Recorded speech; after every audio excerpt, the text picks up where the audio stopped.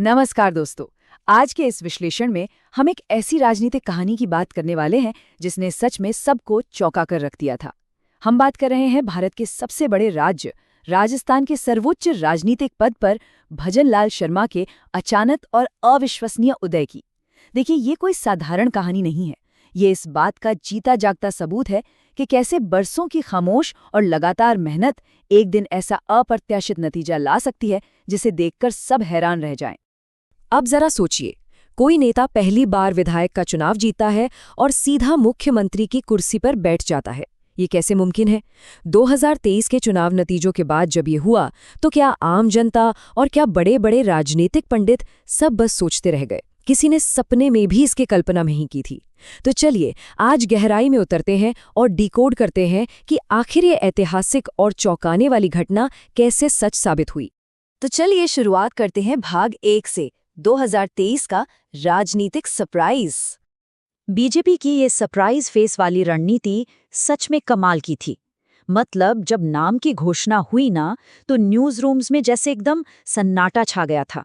बड़े बड़े राजनीतिक विश्लेषक पूरी तरह से हैरान रह गए थे। मीडिया हो या विपक्ष, किसी के पास इस नाम का कोई भी अंदाजा नहीं था।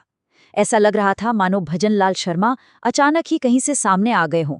मुख्यमंत्री के तौर पर उनका चुना जाना पार्टी का एक ऐसा कदम था जिसकी कानों कान किसी को खबर नहीं थी। लेकिन क्या वो सच में रातों रात उभर कर सामने आए थे?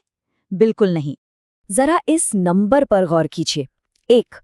ये सिर्फ एक संख्या नहीं है, ये उनकी उस रिकॉर्ड तोड़ उपलब्धि को दिखाता है जहां वो अपनी जिंदगी में पहली बार विधानसभा के सदस्य यानी विधायक चुने गए और अपनी पहली ही जीत में सीधे मुख्यमंत्री बन गए। भारतीय राजनीति में ऐसा बहुत ही कम देखने को मिलता है। तो यहाँ समझने वाली सबसे बड़ी बात ये है कि इस एक के पीछे कोई अचानक हुआ चमत्कार नहीं था। इसके पीछे दशकों की वो अदृश्य मेहनत छिपी थी जिसे शायद अब तक कोई देख ही नहीं पाया था। तो आइए थोड़ा पीछे चलते हैं। भाग 2, जड़ें और प्रारंभिक जीवन। 1967 में भरतपुर के एक बिल्कुल साधारण से परिवार से शुरू हुआ ये सफर वाकई शानदार है। अगर आप ध्यान से देखें तो 2023 का ये जो सरप्राइज था ना, वो असल में दशकों की बहुत ही धैर्यपूर्ण तैयारी का नतीजा था। कॉलेज के दिनों में उन्होंने राजनीति विज्ञान यानी पॉलिटिकल साइंस में डिग्री ली और वहीं से छात्र राजनीति में अपना पहला कदम रखा। फिर दशकों तक, जी हां दशकों तक, उन्होंने आरएसएस यानी राष्ट्रीय स्वयंसेवक संघ और बीजेपी के संगठन के लिए बिल्कुल जमीनी स्तर पर काम किया। और तब जाकर आता है 2023, जब उन्हें मुख्यमंत्री चुना गया। ये टाइमलाइन हमें साफ दिखाती है कि सफलता की जड़ें असल में कितनी गहरी होती हैं। यहाँ एक बहुत ही दिलचस्प कंट्रास्ट है।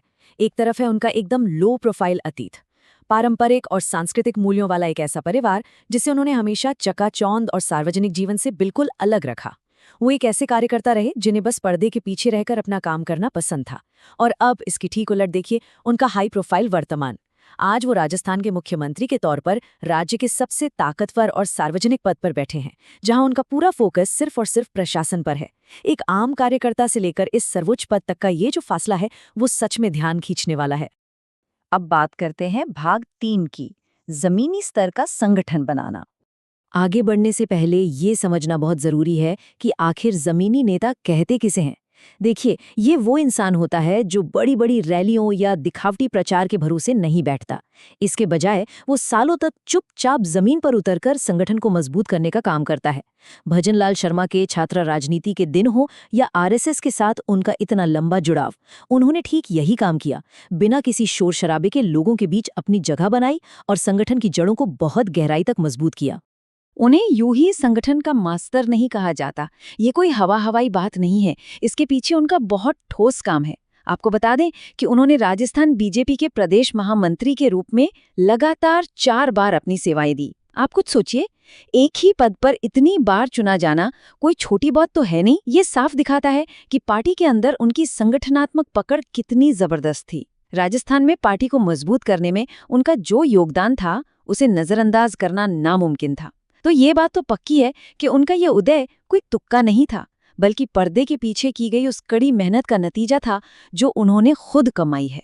चलिए अब आज के समय में वापस आते हैं। भाग 4, मुख्यमंत्री का विजन। अब जब वो कुर्सी पर हैं तो उनकी प्रशासनिक प्राथमिकताओं का खाका बिल्कुल तैयार है। उनका मुख्य फोकस किन चीजों पर है? पहला, प्रशासनिक सुधार और राज्य का पूरा विकास। दूसरा, युवाओं के लिए रोजगार की नई योजनाएं लाना। तीसरा, इंफ्रास्ट्रक्चर यानी बुनियादी ढांचे और ग्रामीण विकास पर जोर देना।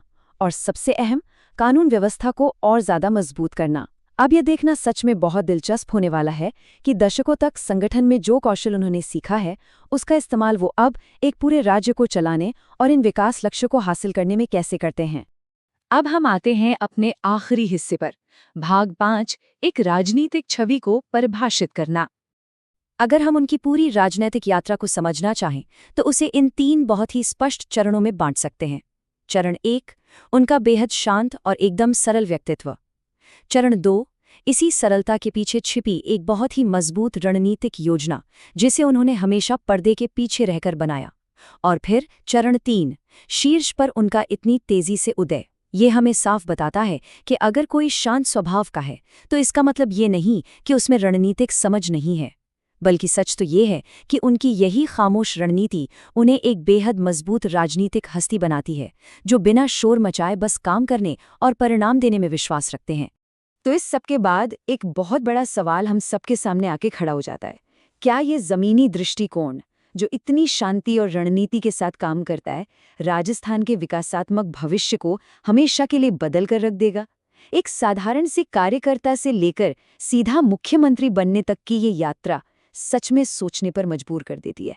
जब कोई नेता सचमुच जमीन से जुड़कर सत्ता के शिखर तक पहुंचता है तो उसका असर कितना गहरा और कितना लंबा हो सकता है। खैर, ये आगे चलकर क्या आकार लेगा ये तो वक्त ही बताएगा, लेकिन एक बात तो तय है, इस कहानी ने राजनीति को देखने का हमारा नजरिया जरूर बदल दिया है।